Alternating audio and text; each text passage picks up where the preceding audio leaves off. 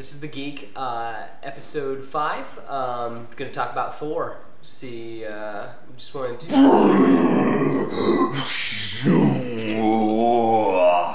Boom! The son of Odin has arrived to defend your show from whoever may harm it. So Thor's here. Thor is here! Doing alright? Doing great, buddy! Yeah, what'd you think of the movie? Well, first things first, we're back. It's true. Nerd and the Geek. It's true. Episode 5. Thor. Alright. Dare strike the son of Odin. You dare strike. Yeah. Okay. What I think of the movie, I thought it was amazing. I liked it. I really liked it a lot. One thing I really liked about the movie, some people might not agree. Other people, they might throw rotten fruit at me, grab some rotten fruit, toss it at me, run up, tie me up with a rope, tie me to their horse, not by the neck. They just want to do a little bodily harm. Oh, okay. Tie me up to their horse, tar and feather me, drag me around town, and laugh at me. For the next thing I'm going to say, which is, I really liked the writing of the movie. I thought it did really well for what it's supposed to do. Because the thing why most people probably don't like it is, let's go this way with it. Would you agree Iron Man and Batman are the most popular superhero movies? Yeah, probably just because they're at least the most plausible. Exactly. Yeah. They're two rich guys that they're just suits. people. Yeah. And they put a mask on. They're a superhero. They take it off. They're a rich guy. Thor. It's a Norse god. Norse god, son of Odin. He can't undo that.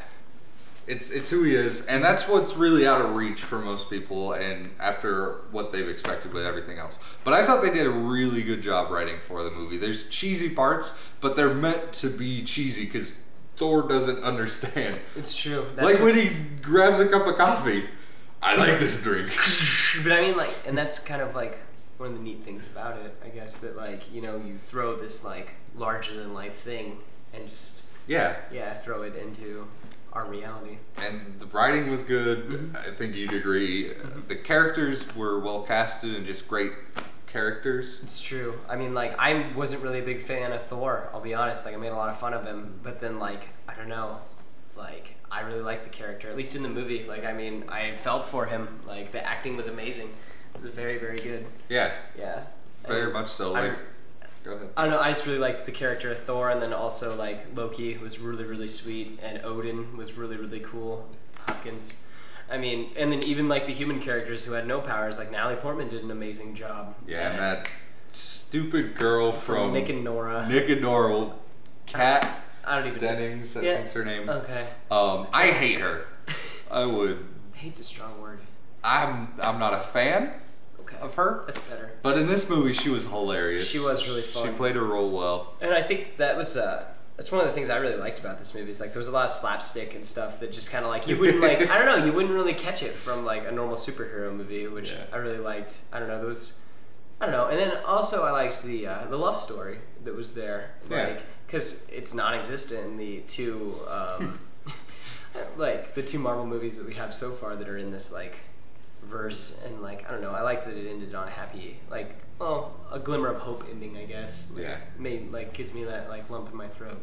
Yeah, like you said, all the way across the board, great performances. Probably Loki stole the show. He kind of did. Like, guy's a creep. It was awesome. Yes. It was awesome. It's like, and like with Loki's like one of those characters that's kind of like Magneto, Doctor Doom, just larger than life, like super villains, and like they're not just like one specific superhero's like villain, like they are everybody's super villain, and it was just really neat that like this guy, like, he filled the shoes. Tom Hindle, I think that was his name.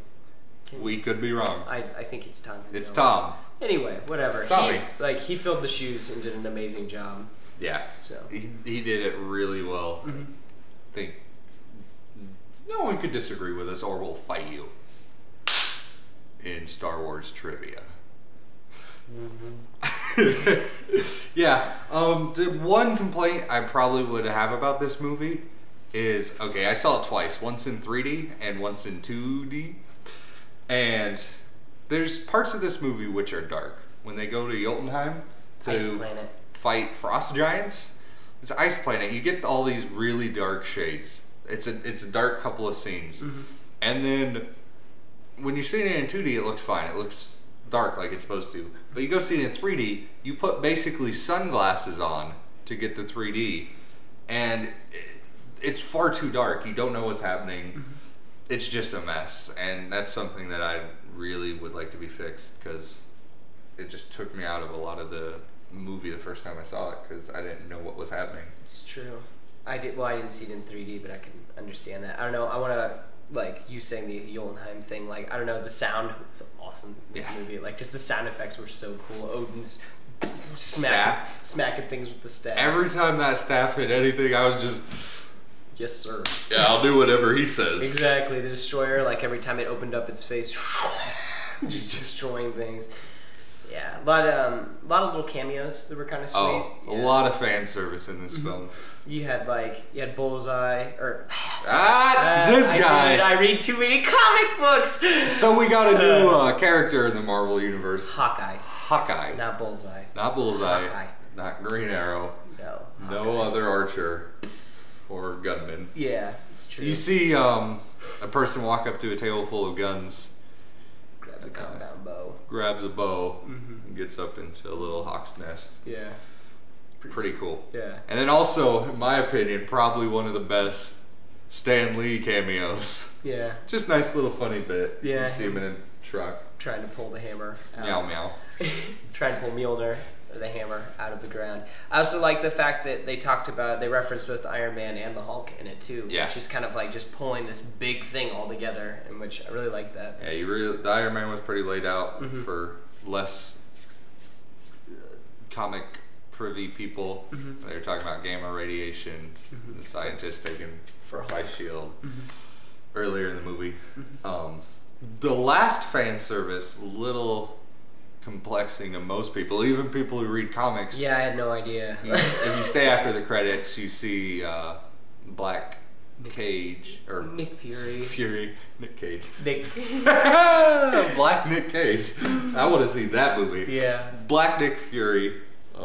With the scientist. Comes down, they open a suitcase, and we see the Autobots come into the Marvel universe. No, it's the Cosmic Cube. Because we have an Allspark. No, it's not the Allspark.